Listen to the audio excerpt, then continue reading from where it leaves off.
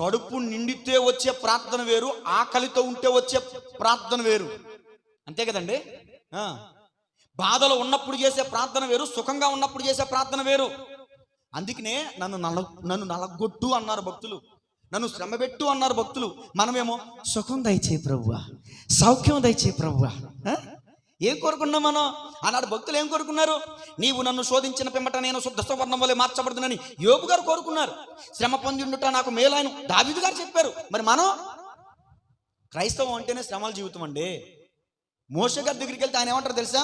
ఐగుప్తు ధనము కంటే క్రీస్తు విషయమైన ఎంత గొప్ప భాగ్యమని, ఇహలోక పాప భోగములు అనుభవించట కంటే నా దేవుని ప్రజలతో శ్రమ అనుభవించుట మేలని ఆయన తలంపు. దేవునికి స్తోత్రం కలుగునుగా.